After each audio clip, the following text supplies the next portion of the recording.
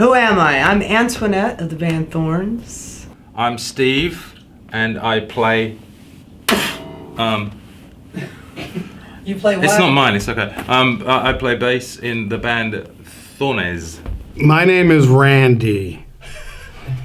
I hit shit with sticks. Thornes. Sorry. You're Steve. I play bass in the band Thornes. I've been playing with Thornes for just over 3 years now. Okay. Would have got less for murder. No. I'm the FNG. I am the fucking new guy of Thornes.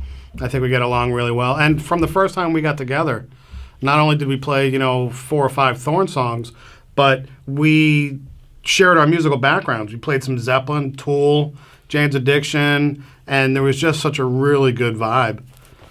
Lip service. What's the skinny? What's that all about? Is it about female empowerment? Is it about people bad mouthing? So I started playing guitar when I was about 6. Yeah, well, my cousin played bass, and I was always like, it was always so cool. He was in his room jamming with his friend, playing Car Trouble by Adam and the Ants, and I was like, that's so cool. They're like playing stuff and whatever, and it inspired me to want to pick up an instrument. Well, growing up, I was definitely a child of the 70s, and Peter Criss was my first idol. The first thing I learned on guitar was Peter Gunn. Dum dum dum dum dum dum dum dum dum dum dum. Yeah, that was it. And he taught me those 3 chords.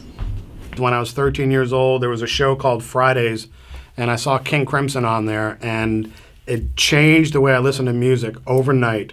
And ironically, Kiss and King Crimson are right next to each other in the record bins, and I just never looked past Kiss. After that, I used Kiss as frisbees. I used their albums as frisbees, especially Dynasty. Fucking.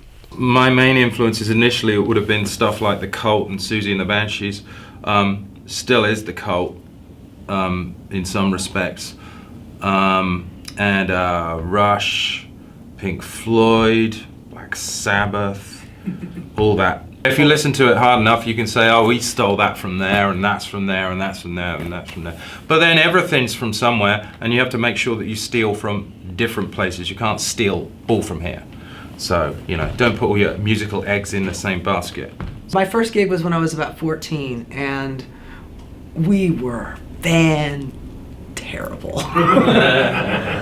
I say that because I thought that we were great. Just looking back on it, we were so bad. But now we're a 3-piece band. I think it's evolved quite a bit. We've gone through a lot of different drummers. It's very much like Spinal Tap. Drummers are a rare breed. Good drummers are hard to come by. Rare. Yeah. And they settled for me, so. When did you decide to create Thornes? Thornes started off, I wanted to name the band something else. I totally did. Bend Over Brittany. Yes, it was Bend Over. Who's giving this interview? Or who's? Go ahead. I wanted to name I wanted to name it Bend Over Brittany. I just thought it was clever, but the rest of the guys thought, no, your last name. That's fine. I didn't even choose it. Best part about being in Thornes, I don't know, Thornes sometimes it's like, seeing as that I have been in the band for a while now, and I've seen a number of changes, I've seen some people come and go, it now feels really good, and it just feels like a little family, I brought in a musical drummer into the Thornes family. I don't think they were used to playing with a drummer who's got a sense of theory and arranging. I've always said a good drummer should be the producer of the band, because you really got to absorb all the elements, make the audience want to move their ass with the beats, but you're taking the elements of the bass, you're taking the elements of the guitar, you're taking the vocals, and making it gel as one. I think drummers are, as much as we get so much abuse, I think we get so much abuse because it's our beat that makes the audience get up and pump the fist and shake their ass. With the 15-piece, it could be too much. With a 3-piece, it could be sometimes not enough. But I think with the music caliber of what we 3 bring to the table, it doesn't sound like a 3-piece band. A 3-piece band with 3-part harmony, not too many bands are doing that. Even like the top 10 3-piece bands of all time, none of them, if any of them, do 3-part harmony. You know, I'm usually bitchy, and those guys are, you know, complete arseholes. But it's fun. It's always fun, and it's important that you like each other as well. I mean, the whole idea is to enjoy yourself, right? The whole idea is the music moves you. It elevates you to a different level. Just to get out of your own head, get out of your own body. I thought that was the most important thing about music, which it just took you away from where you didn't want to be, you know? This song is called Lip Service. It's about empowerment and standing up for your own beliefs and doing what you feel is right and not letting anybody else tell you, you know, the way it should be. I think that's...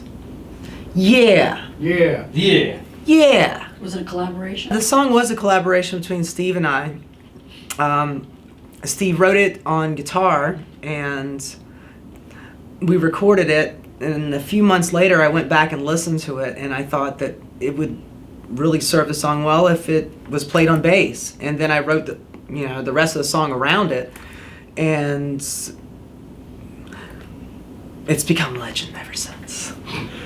Collaboration is really interesting. I'm not a songwriter per se. I'm more of a arranger, and I write music and occasionally come up with ideas and things like that. And it's good in a way because Antoinette is sort of like, will write stuff, can write a complete song, but often I'll come into play and arrange it or look at it in a different way that she might not have thought of. And this new song that we're gonna debut, the video tonight, was one of the first collaborations that we did together as the band. I think I brought some of my Stuart Copeland influence into Lip Service, which has a really great danceable bass line. I hate to use that term, but it shows Steve and myself's roots of 80s bubblegum pop that I think makes it good for this song, because the song's not a pop song. It's a good hard rock song, but there's tinges of some Duran Duran, some Police, some 80s cool music that I think just works for Lip Service.